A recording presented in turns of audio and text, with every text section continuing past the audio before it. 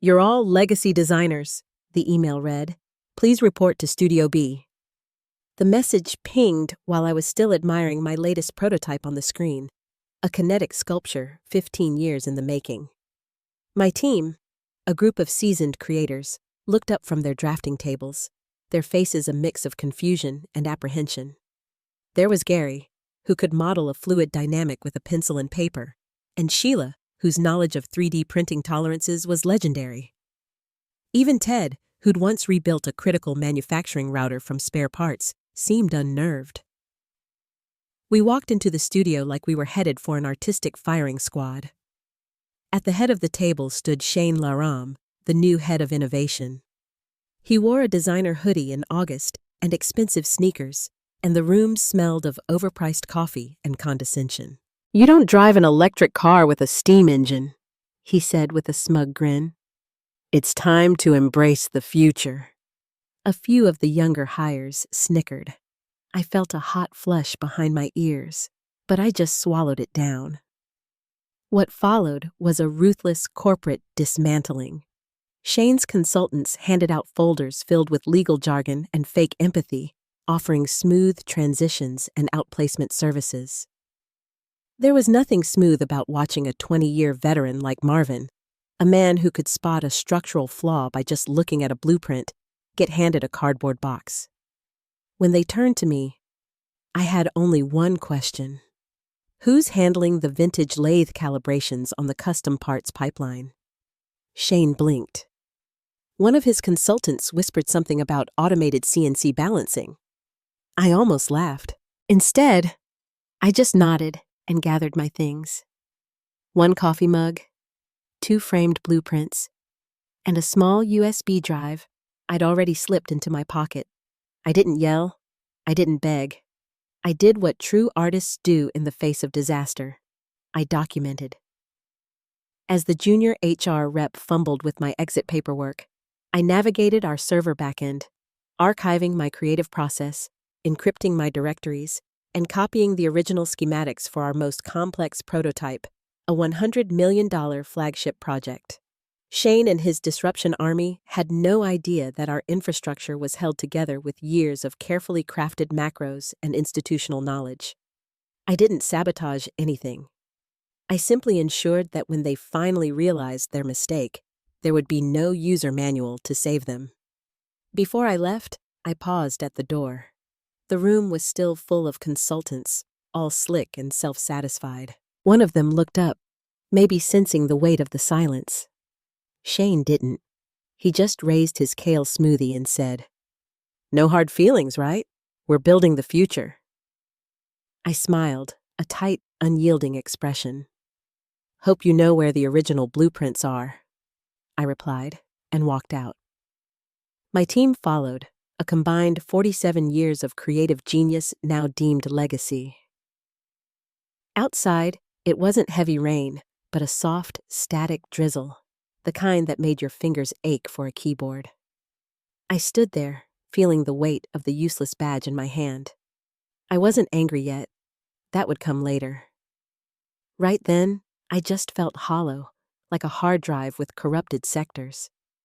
But I also felt something else, a quiet, clean feeling, like the moment before a system reboot. They thought they had erased us. They had no idea what was still running beneath the surface. A few weeks after the purge, the company posted a LinkedIn update that made me want to throw my laptop into a lake. "We're thrilled to announce our bold leap into the future with our visionary new leader," it read. "Our company is embracing next-gen innovation." The attached photo showed Shane, all teeth and expensive cashmere, surrounded by his consultants, standing in front of my old studio like they had conquered a small nation.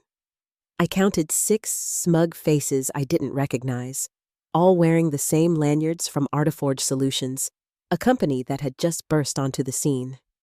They were standing next to one of my original prototype racks, the one I'd configured during the 2011 merger. It now had a giant neon sticky note slapped across it that read, "Deprecated." No ceremony, no acknowledgement, just masking tape and marketing speak. I'd built that rack from scratch back when the building still used ancient power outlets. It had survived the Great Power Surge of 15, a software malfunction that nearly melted our prototypes, and a summer where the AC failed and the machines kept running at 102 degrees. It didn't just store files, it stored scars. Now, it was a photo op for Shane's PR stunt. The real joke came that same day when I received 3 LinkedIn requests from those same Artiforge consultants. One said, "Hey, just wanted to connect. Love what you guys built before us." Another wrote, "Big fan of your early architecture. Would love to hear your thoughts on our new adaptive mesh routing." The message had a smiley face. Always with the smiley face. I archived them with the same care I used to archive system logs after a virus attack. My phone, meanwhile, buzzed with a different kind of feed. Panic in the back channels. Gary had moved to Arizona and was live streaming his own woodworking tutorials. Sheila, who once managed our internal authentication systems, took a job at a local art supply store, organizing their digital inventory. She didn't say it, but I could hear the resignation in her voice when she told me. Others weren't doing so well. Marvin's wife messaged me on social media. He hadn't gotten out of bed in 3 days, waking up in a sweat muttering about orphaned volumes and missing rendering jobs. I wanted to tell her he just needed time, but the truth was, they had taken our identity. We weren't just designers. We were the veins and the damn heartbeat of that building, and Shane had ripped us out like he was excising a useless appendix. Every time I opened my inbox, I saw another system notification forwarded by a sympathetic mole still inside. Legacy permission failure. Latency anomaly. Container rebuild error. I didn't respond. Not yet. I let them stew in their disruption a little longer. But every evening, like clockwork, I sat down at my kitchen table with a cup of strong black coffee, opened a fresh document, and began writing what I called the real manual. It wasn't the sanitized garbage Shane's team was cobbling together from online forums. It was the truth, the deep, ugly, brilliantly stupid truth of how the system actually worked, layer by layer. I named each section like a crime novel. Part 7, the spaghetti pipeline nobody wants to touch. Part 12, the night the S3 sync froze and Ted saved payroll with a sticky note. I wasn't nostalgic. I wasn't trying to go back. Something deep inside me, something stubborn and flinty, refused to let it be erased. Let Shane have his TED Talks and his cloud-native dashboard mock-ups. I was writing a ledger because I knew what was coming, and unlike them, I remembered where the creative bodies were buried. It started as a whisper, a faint tremor beneath the smug hum of progress. At first, it was a couple of tweets from a junior engineer I still followed. Ever try reverse engineering a creative workflow with no documentation? Kill me. One tweet got 20 retweets and a crying emoji from someone inside the company. Then, screenshots started surfacing in private chats. Latency to EU nodes up 2,700%. Warehouse B4 inventory loop breaking again. Why does the new system keep calling the old API every 37 seconds? I didn't reply. I just sat on my porch with my coffee, watching the failure roll in like a tide. The new system, the one Shane had promised would be seamless and self-healing, was choking on its own buzzwords. Turns out, when you fire everyone who built the organism, the patient tends to reject the organ transplant. By the end of the week, I got a LinkedIn message from someone I'd never met. "Hi, I'm Caleb. I'm a junior data analyst here. We're on the metrics team, and I was wondering if you happen to have any of the old schematics. I think the transition documentation may have missed a few versions." He tried to sound casual, but the desperation bled through every keystroke. I stared at the message for 10 full minutes. I typed, "Sorry, I'm not authorized to share internal documentation," and hit send. Then I opened a blank text editor and titled it, "What They Forgot, V2. It wasn't petty. It wasn't revenge. It was preservation. like cataloging a dying language. Every time I saw another thread about the mysterious routing issue between order fulfillment and supply tracking, I knew exactly what they were tripping over. Hard-coded translation tables buried in a shadow repository only 4 people had access to. One of them was me. The others had either retired or were learning to make birdhouses on YouTube. The consultants, of course, didn't blame themselves. They started whispering about legacy interference, as if we were some kind of haunted specter, hexing their YAML files from beyond the firewall. I found that part flattering. We were a ghost in their polished, empty machine. The funniest part was that the legacy interference was doing exactly what it was designed to do. Fail safely, fail predictably. It just wasn't designed to fail gracefully when someone ripped out its heartbeat. I got another message from Caleb a few days later. This one less formal. We had to roll back a deployment because of phantom tokens in the login cache. Was that a thing? I didn't respond, but I added another page to my notes. Section 9. Ghost Sessions and the Re-Authentication Nightmare. Feet. Marvin's 3 a.m. caffeine-fueled miracle. Each paragraph I wrote brought back flashes. Sheila cursing under her breath while hand-tracing a packet path on a whiteboard. Ted muttering to himself in code. Marvin configuring his desk fan to blow across the overheating prototype rig while telling everyone, "This setup is held together by spite and smart wool." These weren't just systems, they were fingerprints, lives, and now they were being chewed up by people who thought Jason errors were personality quirks.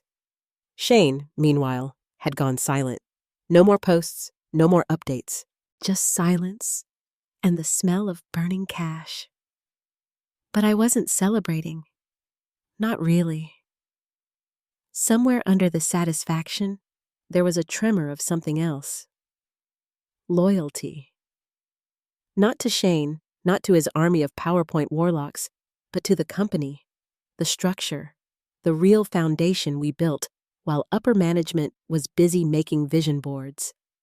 I didn't want to see it die, but I sure as heck wasn't going to save it for free. They called it a dress rehearsal, a full-scale internal audit meant to showcase the shiny new infrastructure's resilience, compliance, and security. Shane personally pitched it to the board as a visibility milestone. I could practically hear the words oozing from his mouth. It's time to stress test the future. His favorite phrase, instead of a controlled ballet of seamless integrations, what they got was a digital churn. The first blast was email. Every single inbox inside the company, executives, interns, shipping coordinators, went dark at 9:14 a.m. sharp. Not delayed, not intermittent, just dark. A black hole that ate calendars, invoices, and contracts for breakfast. Then came payroll. The simulation was supposed to trigger a dry run disbursement, validating routing numbers and ensuring tax compliance across states. Instead, it triggered nothing. No files, no pings, just a single automated Slack message from one of Shane's consultants. Initiating payroll sync now, should be clean. It wasn't. By noon, panic calls were flooding in from department heads. Why does the new system list all contractors as terminated? Is HR seeing duplicate entries from 2019? Why is every manager getting a direct deposit stub for $0? I could have told them why. I did tell them 4 years ago that the payroll module was hand-welded to a custom logic processor that couldn't handle null state chaining unless you tricked it with a ghost timestamp. Ted named it HauntBot. It worked. Barely. But it worked. And they deleted it. Shane called an all-hands meeting at 3 p.m. He strutted into the video feed like the prom king of a burning high school gym, sleeves rolled, confidence leaking like coolant. "We expected minor disruptions," he said, like a surgeon calmly addressing a room full of patients missing kidneys. "These are just teething issues, totally normal." I laughed so hard I choked on my coffee. Later that week, I found myself in Marvin's backyard. He had set up a projector and was playing old training videos on a makeshift screen made from a bedsheet. Sheila was there too, slicing pickles with surgical precision. and Ted was drinking a beer from a coffee mug that said, "World's #1 Root Admin." We weren't there to cry into our drinks. We were there to watch. Sheila pulled out her phone and opened a dashboard, one of the public-facing analytics sites the company forgot to firewall off properly. We watched real-time service pings light up red like a Christmas massacre. "Oh, look," Ted said, sipping from his mug. "The warehouse data cluster just crashed again. That's the 5th time today." Marvin raised his eyebrows. "Think they've realized the new stack doesn't support dynamic socket chaining on the old scanners yet?" Sheila snorted, probably still blaming ghosts. We laughed. We howled. It wasn't just revenge. It was release. For 18 months, we'd been told we were the problem. Too old, too slow, too resistant to change. Now, they were drowning in the very flood they insisted didn't exist. I didn't feel sorry. Not yet. The company wasn't dead. Not yet. But it was limping, embarrassed, exposed, and bleeding out in full view of the board. And all I had to do was sit on a lawn chair, sip iced tea, and take notes, because if there's one thing legacy systems know how to do, it's wait. The email came at 6:42 p.m. on a Tuesday. The subject line read, "Quick question about historical systems architecture. Informal." It was from some new guy, Chief Resilience Strategist or whatever title they were pulling out of a cereal box this week. His name was Zachary, with an H, the kind of person who calls every problem an opportunity while standing in front of a whiteboard covered in disconnected arrows and the word pivot circled in red. The message was dressed in humility, all lowercase greetings, and totally understand if you're busy, but the heart of it was simple. They were screwed. They didn't want to admit it out loud, not yet, but they needed someone to explain what the heck their own infrastructure was doing. When your new era of AI-first scalability is sitting on a skeleton made of duct tape, undocumented macros, and 2 decades of tribal knowledge, disaster recovery becomes a prayer circle, and prayers weren't syncing with the new multi-region failover. They wanted me to walk them through the legacy systems. Off the record, of course. Just a casual, friendly talk. No commitments. Just help them find where the bleeding was coming from. I stared at the screen. I could almost hear Shane's voice in some conference room down the hall, blaming resistance to change for the fact that the freight tracking system was now confusing Oregon with Argentina. I clicked reply and typed 4 words. "Thanks, but I'm unavailable." Then I opened another tab and drafted a document, saving it under a folder named If They Crawl. The proposal structure was simple: hourly rates, performance clauses, re-employment terms, and one final section: director's resignation as prerequisite, just in case. But I didn't send it.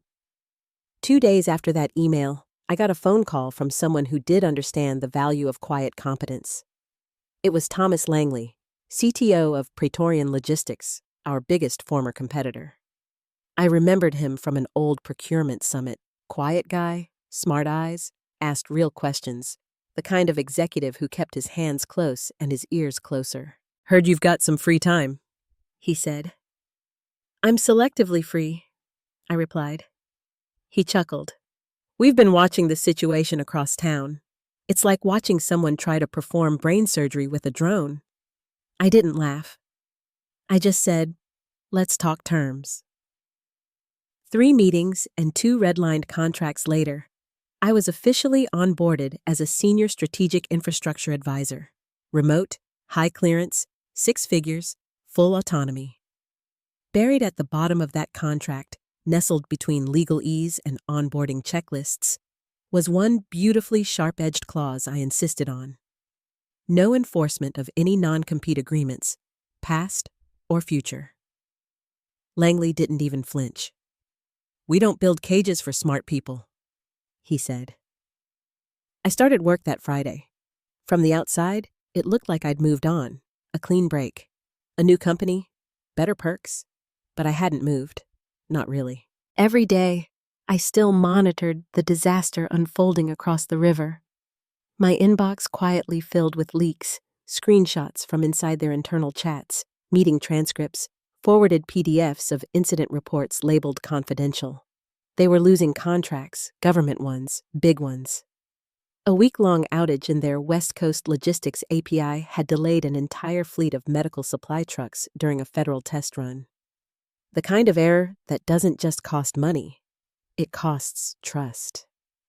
All the while, the new system's shiny dashboards kept crashing. One of the reports they tried to patch through still pinged a phantom node, an IP that resolved to one of my old test servers, a machine I'd decommissioned 3 years ago. I watched their stack call it, wait for a response, and fail, like it was haunted, buried, but still beating. I didn't have to do anything. Not yet. I just had to keep watching, because now I wasn't angry. I was positioned. Headlines started slow, quiet tremors on industry blogs and social media. But by Wednesday, it was everywhere. Major logistics outage hits company amidst tech transition. Former market leader misses government delivery targets. Cloud-first rollout falters as clients fume. My phone practically vibrated off the table. 7 days of silence, then a tidal wave, supplier delays, frozen manifests, autonomous warehouse bots returning error loops that rerouted entire pallets of hospital-grade PPE to the wrong state. In one case, a regional node told a central system that Missouri does not exist. Not a glitch, not a typo, a full-blown existential crisis. And all of it fed through a system Shane's team swore was legacy-free. This made his emergency statement to the board all the more poetic. "We are still uncovering interference from older code dependencies," he claimed, his voice tight, his eyes twitching behind his boutique-framed glasses. "Our current issues stem from unresolved legacy architecture." Legacy. Again, with that word. That architecture he deleted, he tore it out with the grace of a toddler yanking the battery from a smoke detector. I knew exactly what he was doing. Blame the dead. Blame the ghosts.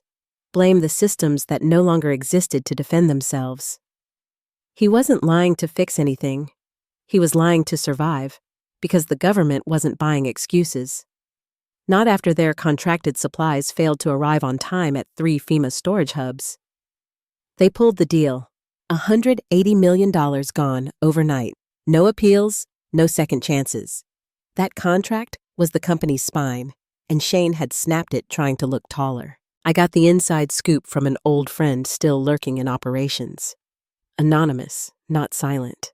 The message came through Signal, attached to a screen grab of the internal chat thread. "Feds just pulled out. Shane wants to pin it on residual legacy routines. The guy doesn't even know what an ACL loop is. We're drowning." I read it twice, then stood up, poured myself a glass of bourbon, and walked to the window. The sky outside was the color of cold steel. Fitting. There was no vindication, no smug "I told you so." Just a slow burning fury, righteous, controlled, edged like a scalpel. Because I had warned them, not with drama, not with ultimatums, just clean, precise documentation. Protocols, best practices, a roadmap through the chaos. They lit it on fire and threw a party in the ashes. I forwarded the message to Langley at Praetorian. His reply came 3 minutes later. "This changes things. Let's talk escalation." While Shane flailed in conference rooms, trying to explain why a system he no longer understood was hemorrhaging reputation points like a dying video game, I was already working from a new terminal. I was designing an architecture so lean, so resilient, it could practically run in its sleep. My team, my new team, was made up of real engineers, not consultants with stock photos and branding. People who read error logs like scripture and understood the sacred terror of a misconfigured cron job. Shane could keep gaslighting the board about legacy interference until he ran out of adjectives, but the thing about ghosts is that they don't care what you call them. They know how to haunt. The trigger was a minor news blip, barely a flicker on the business wire. Unexpected downtime at company name's Midwest hub sparks speculation. No sources, no juicy quotes, just a note that shipments had stalled again and that internal routing protocols had glitched. I wouldn't have thought much of it until I got a ping from a Praetorian systems analyst who had been mapping their competitors' external behavior for months. He sent me a packet trace. There it was, a signature handshake request, pinging a subnet I hadn't touched in years. A ghost signal sent by an internal watchdog I built back in 2017, designed to monitor critical power reroutes and failover logic in case of a complete regional blackout. Not cloud-based, not containerized, a pure-blooded piece of raw metal interfacing that Shane's consultants had labeled non-essential legacy during their cleanup spree. But they had never cut it. They didn't know how. They couldn't even find it because I had buried it. And now it was screaming for help, triggered by a cascading failure in their shiny new warehouse orchestration service, which couldn't complete the handoff when a cooling node overheated and shut itself down. Echidna did what it was born to do. It called home. The problem was, home was encrypted twice. First layer, AES. Second layer, a proprietary algorithm Marvin cooked up during one of his whiskey-fueled weekends. A beautiful, paranoid masterpiece. And the only people who ever knew the full cipher key were Marvin and Ted, who was now deep into retirement, allegedly off-grid somewhere in Montana, teaching goats to use VPNs. The system was calling, but no one was answering. That afternoon, I got the email. No fanfare, no signature, just a generic company domain and a message so dry it practically crackled. Hi, would you be open to an informal discussion regarding historical infrastructure dependencies? No obligations, of course. I closed the laptop without replying. Control had shifted. I felt it, not just professionally, but in my blood. That stillness, that knowing, like standing in a server room at 2 a.m. and hearing the fans spin down just before the UPS kicks in. That moment when time stretches, when you hold your breath and wait to see if the system survives the chaos you know is coming. They were vulnerable now. Fragile. The facade had cracked. Buried beneath the marketing slides and corporate buzzwords, my system still beat like a second heart, one they couldn't dissect without bleeding out. The beautiful thing? I didn't have to lift a finger. My hands were clean. I hadn't sabotaged a thing. I simply never handed over the keys to the kingdom. Not out of spite, but because nobody asked. They were too busy labeling things legacy and high-fiving over Kubernetes clusters they didn't understand. I poured another coffee, strong, black, a little bitter, like me. Then I opened a fresh file on my desktop and titled it, Terms of Return, Non-Negotiable. I didn't send it. Not yet. I let them sit in their silence a little longer. Let them taste the loneliness of a system that no longer trusts them. The email came through a private Proton Mail alias at 3:11 a.m., the digital equivalent of a whisper behind closed mahogany doors. We believe it's time to have a real conversation. The board is requesting your presence, discreetly. No HR, no PR. Just a name I recognized. Margaret Lewin, a senior board member. Old school Wall Street with a memory like a bear trap and a Rolodex that could kill empires. By 8 o'clock a.m., I was in a black town car, being driven to the old executive tower. Not the new innovation campus with its glass walls and ping-pong tables, but the original headquarters where the walls still smelled faintly of paper and ego. Margaret met me in the lobby herself. She didn't smile. She didn't speak. She just handed me a visitor badge that read, Consultant, Level 5 Clearance, and motioned me into the elevator. The boardroom was dim, tense as a stretched cable. A large monitor on one wall scrolled failure reports like an endless eulogy. SLA violations, shipping anomalies, invoice corruption. The cherry on top, critical failover node unreachable, O failure, in red, blinking like a heart monitor in cardiac arrest. Shane was already in the room, and he looked like hell. Eyes bloodshot, suit wrinkled, tie nowhere to be seen. His laptop was surrounded by half-empty energy drink cans and a stress ball that looked like it had been chewed on.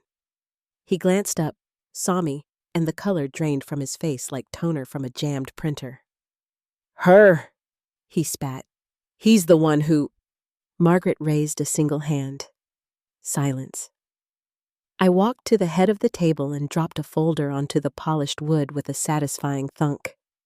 Inside was my proposal. I didn't sit. "I'm not here to play nice," I said, calm as winter steel. "I'm not here to mentor consultants or write Band-Aid scripts. You brought me here because you hit the kill switch and realized you had no idea how to turn the power back on." No one argued. I let the silence bloom. I flipped open the folder and began reading. Item 1. Full operational autonomy. No bureaucracy, no middle managers, no 5-layer approval chains. I run the infrastructure team end to end. No interference. Item 2. Immediate reinstatement of my original crew, those still willing. Full seniority, full compensation, retroactive. Item 3. I locked eyes with Shane, who had begun to rise like a man about to charge the bench at a trial he was losing. "Your resignation, effective today." He barked a laugh. "This is a hostile takeover. You can't just walk in here." "You already walked out," Margaret interrupted coldly. "You just didn't realize it yet." I slid a final sheet across the table. On it, 2 graphs. One, dated 6 months ago, showed peak system performance under legacy infrastructure. The second showed the current system state, with errors spiking like a seismograph during an earthquake. The room was silent. Nobody needed to be told what the red line meant. Margaret turned to Shane. "You told us this would be smooth." He opened his mouth, closed it, and then, like a corrupted process finally receiving a kill command, he stood, grabbed his laptop, and left without another word. His footsteps echoed like a slow countdown. No one applauded. I sat down then, only because I had earned the right to. Margaret signed the last page of the proposal without hesitation. "You'll start immediately," she said. "I already have," I replied. And I had, because sometimes power doesn't come from yelling or sabotaging or throwing punches. It comes from waiting, from knowing that the system you built, quietly, precisely, thanklessly, is still beating under the skin, long after the world declared it dead. No joy, just restoration. One final thought as Shane disappeared behind the glass. Legacy doesn't mean obsolete. Sometimes it means irreplaceable. They came back one by one. Marvin was first, walking into the data center with a thermos full of sludge coffee and a patched denim jacket that said, "Root or die," across the back. He didn't speak, just nodded, sat down at the old diagnostic station, and booted up his terminal like he had never left. Sheila followed, with her hair in a tight braid and the same weathered backpack she used to carry rack screws, sugar packets, and backup drives like they were grenades. She dropped it beside her chair, pulled on her gloves, and said, "Which fires first?" Ted arrived last. No announcement, no handshake. He just appeared in the corner of the server room with a USB around his neck and a half-eaten Snickers bar in his coat pocket. He said, "Heard the corpse twitched. Thought I'd check its pulse." The lights hummed. The old systems didn't resist. They didn't complain. They recognized us the way a dog recognizes the voice that fed it through winters. Within the first hour, we had diagnostics up. Within the second, we re-established heartbeat protocols across 3 silenced nodes. By nightfall, Marvin had revived the ghost of Echidna and rerouted the failover systems like a surgeon with his favorite scalpel. Ted patched the phantom tokens in the session cache by hand. No scripts, no AI helpers, just a terminal and fury.